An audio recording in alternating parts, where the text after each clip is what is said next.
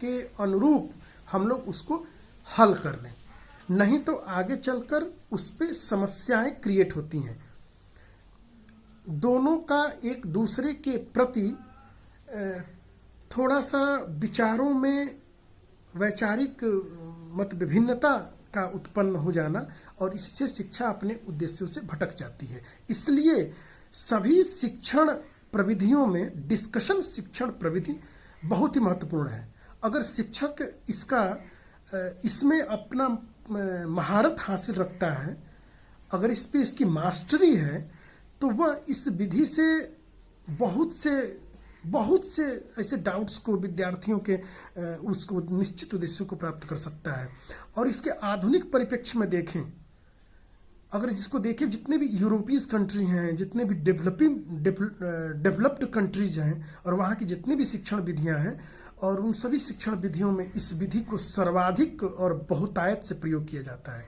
आप लोग भी यदा कदा अभी जो परिस्थिति चल रही है, इन परिस्थितियों में आप जब भी देख रहे होंगे, तो जो भी आपके इसमें विद्वान लोग इस पैनलों पे अगर सामने जो सम्मुख आते हैं, तो वहाँ पे भी इसी प्रविधि का उपयोग करते हैं, डिस्कशन, कि हम लोग एक विचार कर लें, एक विचार विमर्श कर लें, हम उनसे पूछ लें, और उन पूछने के बाद दोनों की आपसी सहमति से हम लोग एक ऐसे सार्थक बिंदु पर पहुंच जाएं कि जहां पर जो हम भी वो मान ले और वो भी उस बात को मान ले, तो वो क्या होगी, वह विधि दोनों के लिए ग्राह्य होगी और दोनों के लिए अनुकूल होगी, और लंबे समय तक उसकी मान्यता रहेगी।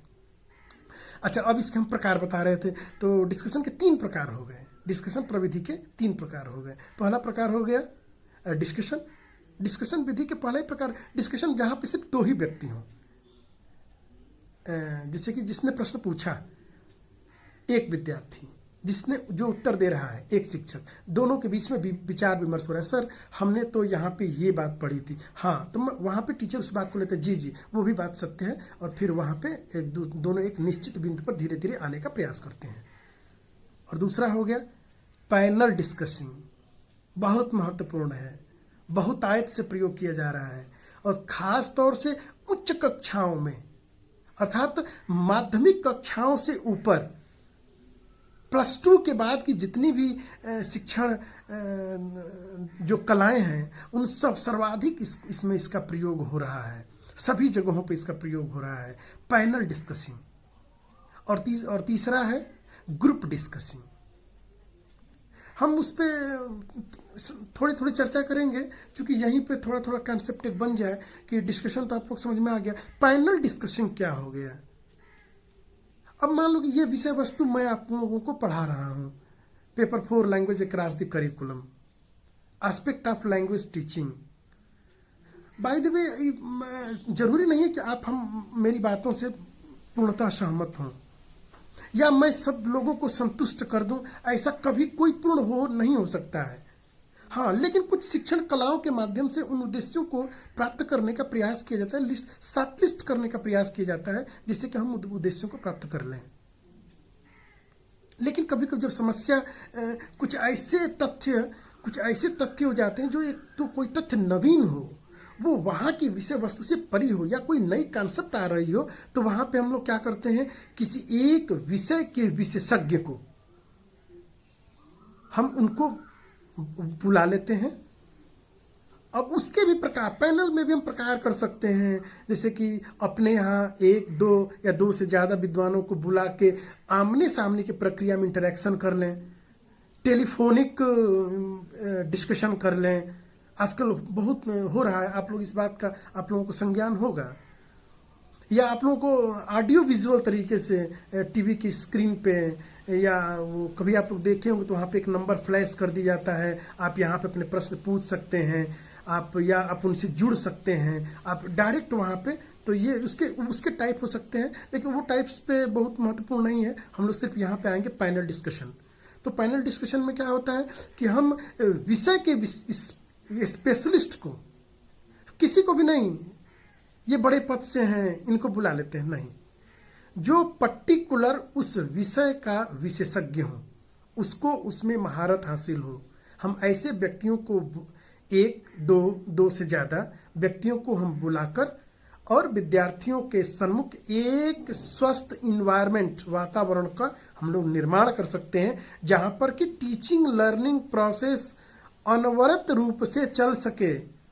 ऐसे इन्वायरमेंट को क्रिएट करके हम लोग एक वहां पे उस विषय वस्तु का प्रतिपादन करता है। अब यहाँ पे देखिए बात नोट डाउन करने वाली बात है। यहाँ पर 3 व्यक्तियों की आवश्यकता पड़ती है। एक, जो विषय वस्तु का प्रतिपादन करेगा, अर्थात यह पहले से निर्धारित करना पड़ेगा कि कौन सा व्यक्ति इस विषय वस्तु को प्रतिपादित करेगा, या इसकी भूमिका कौन रखेगा।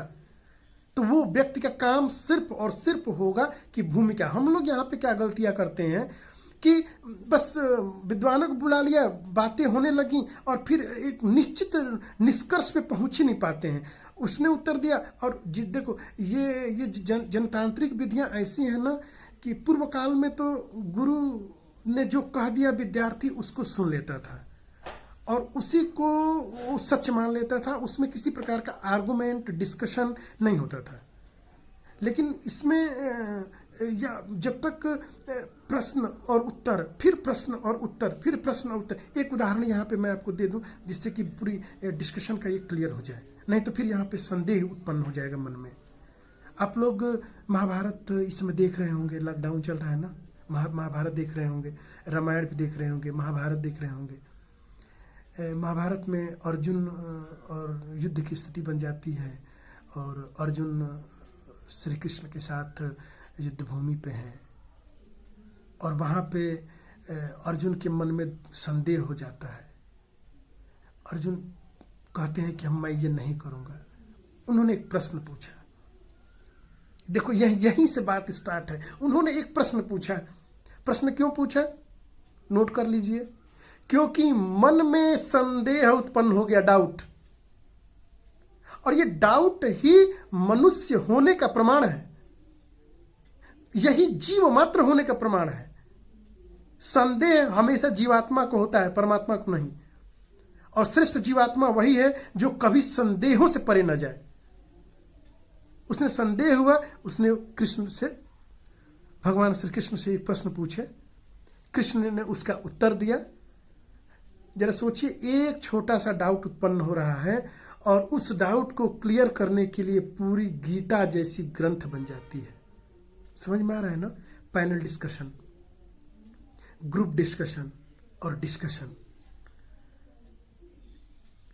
एक छोटी सी डाउट्स, एक छोटी सी विषय वस्तु पूरे जीव मात्र के कल्याण का रास्ता प्रशस्त कर देती है। उसी तरह विद्यार्थियों के जब भी मन में अगर कोई डाउट्स या कोई शंका अगर उत्पन्न हो तो वहां पर डिस्कशन मेथड से अच्छी कोई मेथड नहीं।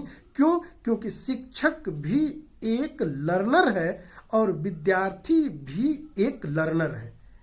शिक्षक भी एक टीचर है और विद्यार्थी भी एक टीचर है। क्यों? क्योंकि वह भी ऐसे ऐसे विषय वस्तु को प्रतिपादित करते हैं जहां पर कि व्यक्ति अचंभित रह जाता है। तो ये पैनल डिस्कशन, हमने 2 पैनल को बुला लिया, विद्यार्थी सम्मुख हैं, एक व्यक्ति तय कर लिए। मैंने वहां बताया था, एक व्यक्ति तय हो गया, क्या हो गया, वह विषय वस्तु का संपादन करेगा और दोनों के बीच में एक कड़ी स्थापित करता रहेगा, अर्थात वह शिक्षक हो सकता है। क्यों? क्योंकि शिक्षक उस विषय वस्तु को जानता है और दोनों के बीच में सामंजस्य स्थापित करने का प्रयास करेगा। और दूसरा,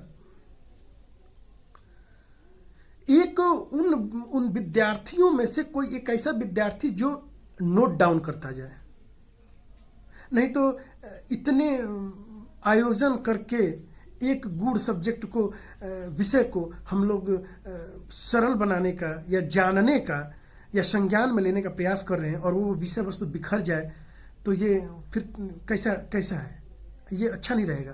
तो एक व्यक्ति क्या हो, उसमें एक व्यक्ति का नहीं, कम से कम 2-3 व्यक्ति जो हों, जो उसमें उसको लिखते रहें, उसको नोट डाउन करते रहें। जितनी भी महत्वपूर्ण बातें आ रही हैं वो नोट डाउन करते। एक व्यक्ति से छूट जाएगा, दूसरा लिख लेगा, दूसरा छूट जाएगा, तीसरा लिख लेगा। इस प्रकार से हम क्या करते हैं, फिर प्रश्न, हम भूमिका स्थापित करते हैं कि हमने कोई एक पर्टिकुलर हमने डाउट्स को ले लिया कि क्या आत्मा परमात्मा का रूप कैसे है, या हम जो भी आप जिस सब्जेक्ट्स के हों उस सब्जेक्ट्स के अपने डाउट्स को आपने रखा और उस पर प्रति उत्तर आने लगे, और उस प्रति उत्तर के फिर प्रश्न, फिर प्रश्न के प्रति उत्तर, प्रति उत्तर के प्रति उत्तर, फिर बाद में हम एक ऐसे निष्कर्ष पे पहुंच जाते हैं कि जहां पे दोनों के मन में जो शंकाएं होती हैं उसका समाधान हो जाता है। ये हमारा हो गया पैनल डिस्कशन। अब क्या हो गया, ग्रुप डिस्कशन। जो तीसरी इसकी महत्वपूर्ण विधि है ग्रुप डिस्कशन। ये सबसे अच्छी विधि है, लेकिन इसको तभी इसको आयोजन करना चाहिए जब इसमें शिक्षक का को महारत हासिल हो और किसी प्रकार का वायस्ड न हो। ऐसे बहुत बार देखा गया है, हम लोग भी पढ़ते समय बहुत बार ऐसे समय आए हैं कि जब विषय वस्तु को प्रतिपादित तो हो गया, लेकिन बाद में एक डिस्कशन एक विवाद को जन्म दे देती है, और वह विवाद मन की दूरियों को और ज़्यादा बढ़ाता जाता है। तो इस प्रकार से कि वो वातावरण का निर्माण न हो, तो इसके लिए टीचर को इस विधि को तभी अपनाना चाहिए, ग्रुप डिस्कशन को, कि जब वह इस विषय का विशेषज्ञ हो और इसमें उसको महारत हासिल हो। नहीं तो यह विषय थोड़ा अपने लीक से, ट्रैक से वो हट सकती है। तो हो गया क्या, तीसरा ग्रुप डिस्कशन। ग्रुप डिस्कशन मतलब ग्रुप डिस्कशन को भी कई भाग में बांट सकते हैं।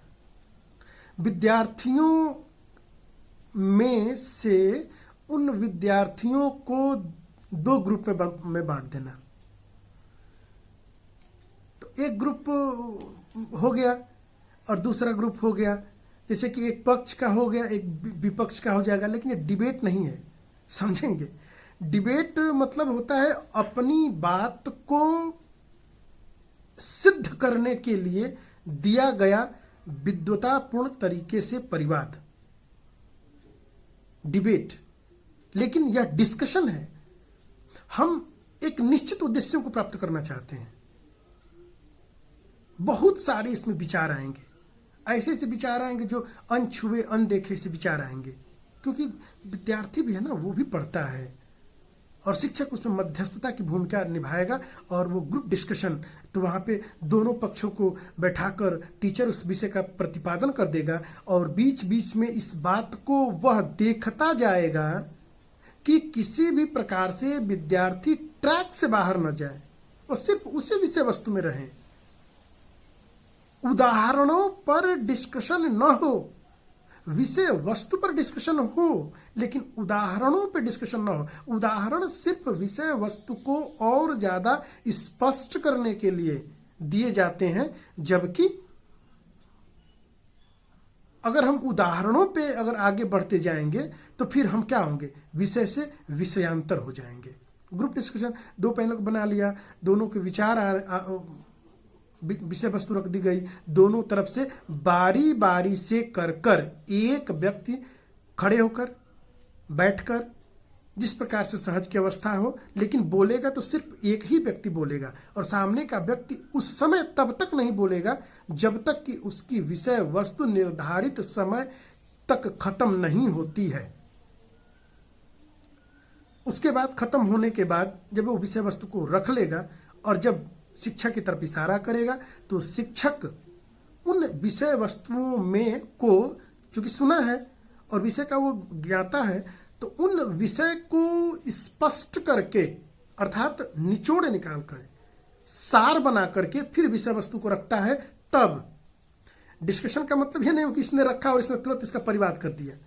उसमें से उसने क्या किया, मतलब उसको फिल्ट्रेशन कर दिया, अनर्गल बातों को, बेकार बातों को अलग कर दिया, और फिर क्या किया, एकदम प्योर बातों को रख दिया, और फिर यहां से भी फिर इधर का मत जानने के लिए मत अभिमत, दोनों के मत अभिमत पर एक ऐसा बिंदु आता है कि शिक्षक उसको निराकरण करते जाता है। और चूंकि वो दोनों तरफ से वो विचार आ रहे हैं, वो दोनों तरफ से तब तक विचार लिए जाएंगे जब तक दोनों के मन में बैठा हुआ शक और संदेह दूर ना हो जाए। और शिक्षक उन चीजों को, मतलब जो बेकार की चीजें हैं, जो निरर्थक बातें हैं, बेकार का मतलब निरर्थक, जो निरर्थक बातें हैं उसको वो छोड़ता जाएगा और जो सार्थक बातें हैं उसको वो विषय वस्तु को रखता जाएगा। और अंत में एक ऐसा समय आएगा कि जिन उद्देश्यों को प्राप्त करने के लिए हम लोग इकट्ठे हुए थे उसको क्या कर जाएगा, उसको वो प्राप्त कर जाएगा। शिक्षण अधिगम प्रक्रिया में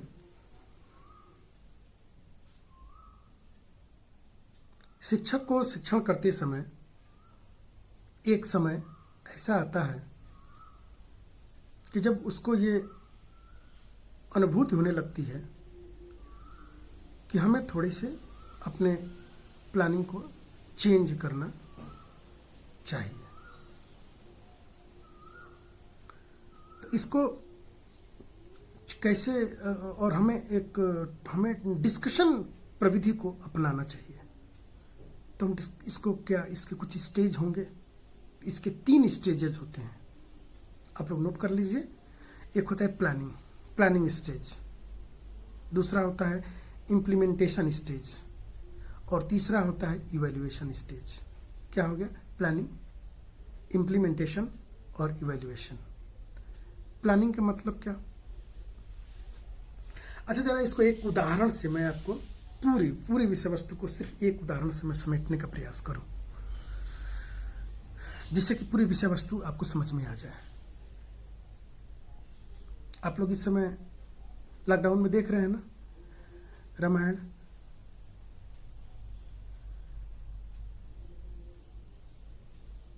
शिष्य के अंदर विद्यार्थी को जब शिक्षक अर्थात गुरु जब वो कोई बात को बताते हैं तो बताते समय उसके मन में बहुत से विचार चलते रहते हैं, बहुत से विचार उत्पन्न होते हैं। यदि वह उन विचारों को गुरु के सन्मुख न प्रस्तुत करे, विचार कीजिएगा, वहां पे शिक्षक विद्यार्थी की बातों को अहमियत न दे, वो सब अपनी ही बातों को, सब मैं जो कह रहा हूं वही सत्य है, आप जो कह रहे हैं वो असत्य है, क्या होगा? शिक्षा अपने उद्देश्य को प्राप्त कर पाएगी? नहीं। विद्यार्थी शिक्षा किसके लिए है? शिक्षा विद्यार्थी के लिए है। शिक्षा केवल माध्यम है कि विद्यार्थियों के जो भीतर जो ज्ञान भरा है उस ज्ञान को कैसे निकाला जाए, और जिस माध्यम से निकलेगा वही माध्यम शिक्षा है। शिक्षा पे किसी एक व्यक्ति का अधिकार नहीं हो सकता है। तो इसके 3 स्टेज है। एक प्लानिंग, आप जब भी डिस्कशन प्रविधि को आप अप्लाई करने जाएंगे कक्षा में तो आप कभी भी बिना प्लान किए अप्लाई नहीं करेंगे। प्लान कैसे प्लान होगा? आप लेक्चर मेथड दे रहे हैं, लेक्चर मेथड देने के बाद विद्यार्थी के साथ है क्या हो गया, प्रश्न आ रहे हैं, आप प्रश्नों को उत्तर दे रहे हैं। बहुत से सारे विद्यार्थियों को वो प्रश्न आ गए और आपस में एक ऐसा वातावरण हो गया कि उन विद्यार्थियों में दो अभिमत आने लगे। तो उन दोनों अभिमत अब क्या होगा, कक्षा का इन्वायरमेंट, लर्निंग इन्वायरमेंट डिस्ट्रॉय हो जाएगा। और टीचर का क्या काम है कि लर्निंग इन्वायरमेंट को क्रिएट करते रहे, जिससे कि विद्यार्थी उस विषय वस्तु को से विषयांतर न हो। लर्निंग इन्वायरमेंट क्रिएट करते रहे। तो क्या करें, चूंकि हम पहले से हमने शिक्षण भी हमने तय किया हुआ है क्या, हमारा कंटेंट तय है, हमारी मेथड तय है, हमारी टेक्निक तय है, हमने अपनी स्ट्रेटजीज बनाई हुई है, हमने सब कुछ पहले से टीचर क्लास कक्षा में आने से पहले सब कुछ प्लान करके आया है। तो उस प्लान में क्या करेंगे, हमको पता हो गया कि अब हमें इस टेक्निक शिक्षण, डिस्कशन शिक्षण विधि को हमने अपनाना है। तो नोट कर लीजिए, सबसे पहले क्या करेंगे, तो जिस विषय पर, जिस विषय वस्तु पर, जिस पर्टिकुलर बिंदु पर, जिस टॉपिक पे डाउट्स हो गया है, उस डाउट्स को ब्लैक बोर्ड पर लिख देंगे। क्लियर? और दूसरा, ब्लैक बोर्ड पर लिखने के बाद हम 2 समूह वहीं पे बना देंगे कि एक जो इस बात को मानते हैं और एक जिसमें इसमें इनका अभिमत है। और क्या करेंगे, दोनों अभिमत को ब्लैक बोर्ड पे नोट डाउन करते जाएंगे, लिखते जाएंगे। क्या होगा, जब हमारी ही विषय वस्तु हमारे सन्मुख जब ब्लैक बोर्ड पर अंकित रहेगी तो हमें स्वतः ही लगने लगता है कि नहीं, यहां पे थोड़ा सा ये गलत है। देखिए, इसी को बोलते हैं डेमोक्रेटिव शिक्षण विधि। आई एम राइट और यू आर रॉन्ग, सामने वाले को हर्ट कर रहे हैं आप, और विद्यार्थी लर्नर है। सीखना आपको नहीं है, सीखना सामने वाले को है। इसलिए जो सामने बैठा हुआ है उसकी यह महत्वपूर्ण भूमिका है कि वह तब तक संवाद करे जब तक कि उसके डाउट्स क्लियर ना हो जाए। इसलिए मैंने महाभारत की गीता के पार्ट्स का एग्जाम्पल दिया था कि क्या होगा, इससे तो सभी चीजों का संशय हो जाएगा और बहुत सारा ज्ञान विज्ञान ऐसा निकलेगा जो निश्चित रूप से कक्षा में वर्ष भर अध्ययन करने वाले विद्यार्थियों के लिए वह क्या होगा, एक प्रतिफल होगा।